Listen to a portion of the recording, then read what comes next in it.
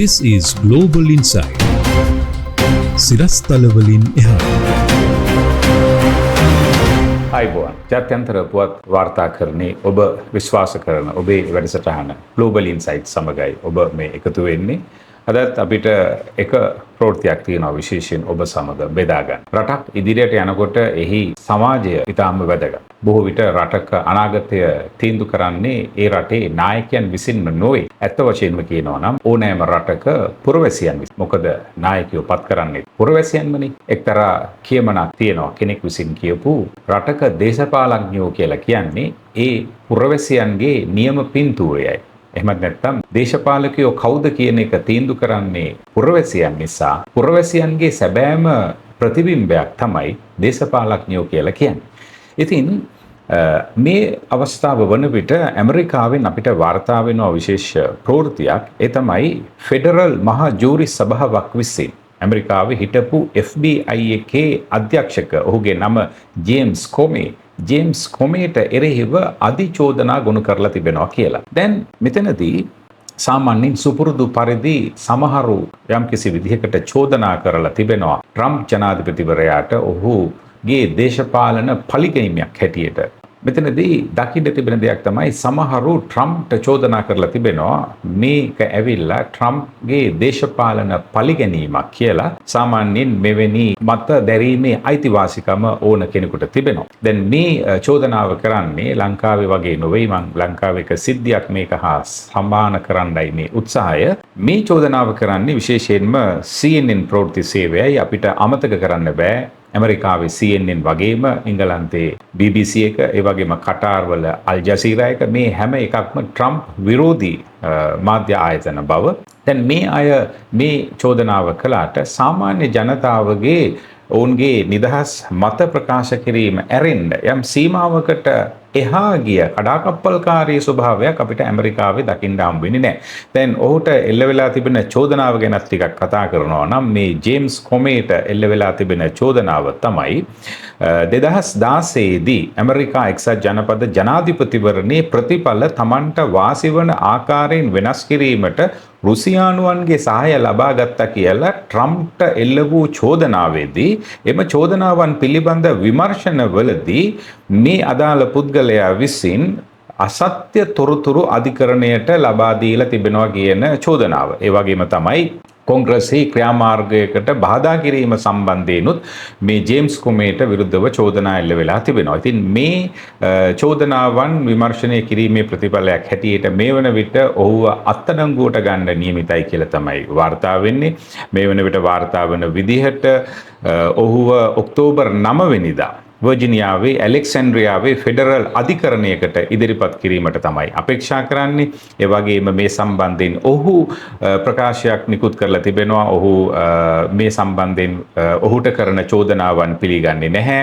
ඒ වගේම මේ ඔහු නිර්දෝෂී අහිංසකයි. ඒ වගේම ඔහු මේකට ඒ නිසාම මුහුණ දෙන්න බය වෙන්නේ නැහැ. මේ වගේ ප්‍රකාශ වගේක් කරලා තිබෙනවා. ඒ වගේම තමයි ඔහුගේ බෑනනුවන් කෙනෙකුත් විශේෂයෙන්ම මේ අධිකරණ ක්ෂේත්‍රයේ යම් තනතුරක් දරන කෙනෙක්. ඔහු නීති සම්පාදක ක්ෂේත්‍රයේ තනතුරක් දරන කෙනෙක්. ඔහු මේකට විරෝධය පාමින් තමුන්ගේ මාමණ්ඩිව අත්අඩංගුවට ගැනීම සඳහා කරන මේ ප්‍රයත්නයට විරෝධය පාමින් තමන්ගේ තනතුරෙන් ඉල්ලා අස්සුනා කියලත් වාර්තා වෙනවා. එතකොට රජයේ ක්‍රියාමාර්ගයක් තිබෙනවා. ඒක ප්‍රවෘත්ති පත්‍ර නැත්නම් මාධ්‍ය වාර්තා කරන විදිහක් තියෙනවා. යම් යම් අය ඒ සම්බන්ධයෙන් ගත්ත සමහර ක්‍රියාමාර්ග වාර්තා වෙනවා. දැන් මේක අපි ලංකාවට සම්බන්ධ කරලා බැලුවොත් පහුගිය කාලේ මේ රටේ සෑහෙන හඬක් තිබුණා. මේ රට දූෂණයෙන් වංචාවෙන් බේරගන්න ඕනේ කියලා. ඒ වගේම රට බංකොලොත් වුණා කියන එක දන්නවා. ඒක කාටවත් හංගන්න බෑනේ. ඔබ මොන දේශපාලන පක්ෂයකට අයිති වුණත් බංකොලොත් උනේ රට සමස්ත රටටමයි සමස්ත ජාතියටමයි. මුළු රටමයි බංකොලොත් උනේ. ඒ නිසා රට බංකොලොත් වීමේ ප්‍රතිවිපාක එහි අමිහිරි අත්දැකීම සමස්ත රටම වින්දා ජාති කුල ભેදයකින් උස් පහත් ભેදයකින් තොරව. මොකද ලයිට් කපනකොට හැමෝටම ලයිට් නැතුව ගියා. පෝලිං වල හැමෝටම ඉන්න උනා. අපි දැක්ක සමහර ඔය ක්‍රීඩකයෝ ජාත්‍යන්තරයේ කීර්තියටපත් ක්‍රීඩකයෝ සමහර දේශපාලඥවරු කීර්තිමත් අය නළු නිළියෝ මේ හැමෝම ඇවිල්ලා ගෑස් එක ගන්න පොලිමේ හිටියා. ඉතින් මේ වගේ තත්වයක් එහෙම නැතුව තමුන්ගේ තියෙන බලය පාවිච්චි කරලා සමහරු හෝටල් වල ගිහිල්ලා නතර වෙලා හිටපු ආකාරයත් අපි නොදන්නවා නෙවෙයි. නමුත් පොදුවේ ගත්තම සමස්ත රටටම මේක බලපෑවා. ඉතින් හඬක් නැගුවා.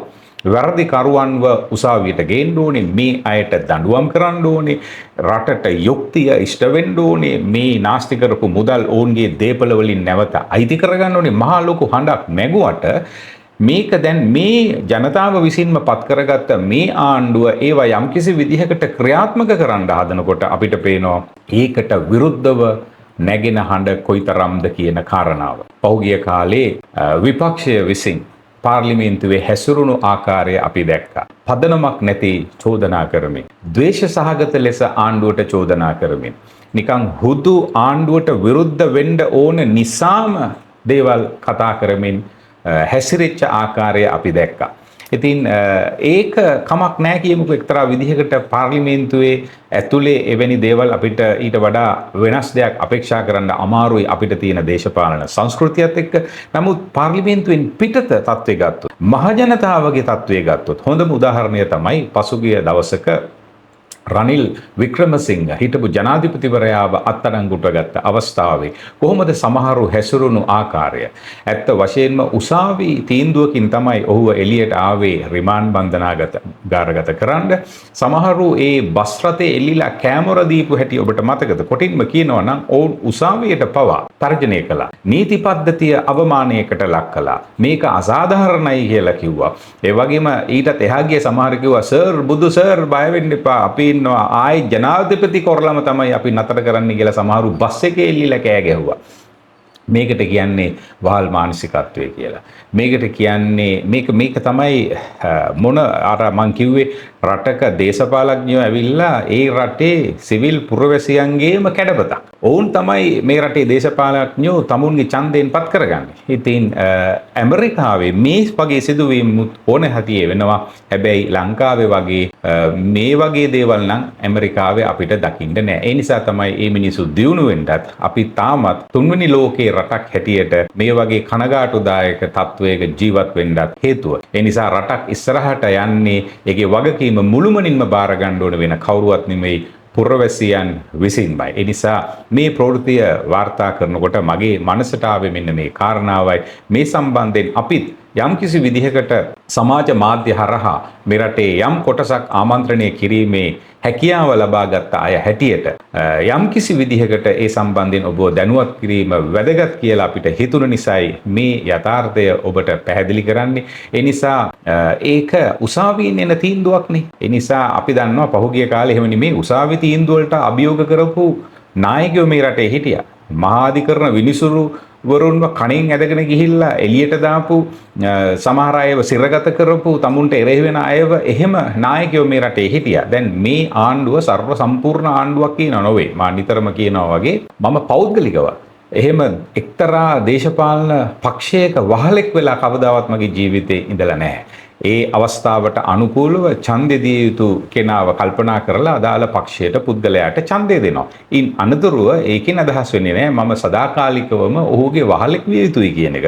ඒ නිසා අපි ආරාධනා කරනවා මේ රට අපි වෙනස් කරමු. මේ රටේ ඉරණම මෙච්චර කාලයක් ආපු විදිහ වෙනස් කරලා අපේ දරුවන්ට හොඳ රටක් හොඳ අනාගතයක් ලබා දෙන්න සබුද්ධිකව ඇස් ඇරලා මේ රට දිහා බලමු. right මේ රටේ දේශපාලඥයෝ කියන්නේ ඔබේ අම්මා තාත්තා නෙමෙයි මතක තියාගන්න. දේශපාලඥයා කියන්නේ ඔබේ දෙවියෝ නෙවෙයි. ඔබේ ආගමේ ශාස්ත්‍රවරයා හෝ ඔබේ ආගමේ දර්ශනය දේශනා කරපු නායකයා නෙවෙයි. මේ අය මිනිස්සු අවුරුදු කිහිපයකට පමණ දේශපාලන බලයට එන අපි විසින්ම පත් කරගන්න මිනිස්සු අපිට අත් දෙක වැඳලා අපෙන් බැගාපත් වෙලා අපේ ඡන්දය ඉල්ලන මිනිස්සු. මේ අයට ඡන්දය දෙනවා වගේම දීපු ඡන්දය නැවත ආපසු කැඳවන්න බලය තියෙන මිනිස්සු බව මතක කර තබා ගන්න ඕනේ ඡන්දෙ දෙන අයට හැටියට අපිත්. ඒ නිසා මේ රට වෙනස් කරමු කියන ආරාධනාව කරන්න මට හිතුණා මේ ප්‍රවෘත්තිය දිහා බලනකොට. සාමාන්‍යයෙන් මාධ්‍ය ඕනම දෙයක් විවේචනය කරනවා. ඒක මාධ්‍යෙට තියෙන අයිතියක්. මම සාමාන්‍යයෙන් මට තියෙන අවබෝධයට අනුවයි ඔබට කිව්වේ අපි සාමාන්‍යයෙන් දන්නවා ට්‍රම්ප්ට විරෝධී මේ ඇමරිකාවේ CNN එක, ඉංගලන්තේ BBC එක, අල් ජසීරා මේවා ත්‍රස්තවාදයට පක්ෂව වැඩ කරපු හැටි අපි දැක්කා. ඒ නිසා ඕනම දෙයක් රටේ විවේචනය කරන්න වාර්තා කරන්න තමුන්ගේ පැත්තේ ඉඳලා මාධ්‍යට නිදහස දෙනවා. මිනිසුන්ට තමුන්ගේ අයිතිවාසිකම් වල සීමාවන් වල ඇතුළේ ඉඳලා අදහස් ප්‍රකාශ කරන්න තියෙනවා. නමුත් සීමාවෙන් එහාට යන්න හොඳ නැහැ. ඒ වගේම තමයි තව දෙයක් කියන්න ඕනේ මේ කවුරුත් එහෙම තීන්දුව ගත්ත ගමන් ගිහිල්ලා රෝහලේ නතර වෙනවා බන්ධනාගාර රෝහලේ නතර වෙනවා මේ පෞද්ගලික රෝහල් වල විශේෂ කාමර වල නතර වෙනවා හොඳට හිටපුන් එකපාරටම ලෙඩ වෙනවා පපුව වැඩ කරන්න නැතුව යනවා හුස්ම ගන්න බැරුව යනවා ඇවිදි ගන්න බැරුව යනවා හීනෙන් බය වෙනවා දාඩිය දානවා කොලෙස්ටරෝල් නගිනවා දිගවැඩියා වෙනවා මේක හොඳටම අපි දන්නවා මේ කරන්නේ බොරුවක් අපි හොඳටම දන්නවා මේ කරන්නේ අධිකරණයට පස්සහැර ඇත්ත වශයෙන්ම කියනවා නම් කල්සම ගලවලා අධිකරණයට පෙන්නනවා. එහෙම නැත්නම් සරම උසලා පස්ස පෙන්නනවා වගේ වැඩ මේවා ලංකාවේ නීති පද්ධතියට. හොඳටම දැනදැනත් මේ කරන්නේ බොරුව කියලා. මේ බොරුකාරයෝ වෙනුවෙන්ම තවත් කවුරු හරි පෙනී සිටිනවා නම් අපි ඒකට කියන්නේ වහල් බව කියලා. මේ වහල් මානසිකත්වයෙන් මිදෙමු. වහල් යුගය ලෝකේ අවසන් කරලා ගොඩක් කල් මිනිස්සු ඒක පහු කරගෙන අද දියුණු වෙලා තියෙනවා. සිවිල් සමාජවල ගෝත්‍රිකත්වයෙන් මිදිලා ගොඩාක් දියුණු වෙලා තිබෙනවා. ඒ නිසා මේ රට කවදා හරි වෙනස් කරන්න ඕන නම් වෙනස් වෙන්න ඕන වෙන කවුරුත් නොවේ. මේ රටේ මිනිස්සු කියන එක මතක් කරමින් දැනට සමුගන්නවා නැවතත් මෙවැනිම ප්‍රවෘත්තියකින් ඔබව හමු වෙන බලාපොරොත්තුවෙන් අපි Global Insight. Subscribe us for more details.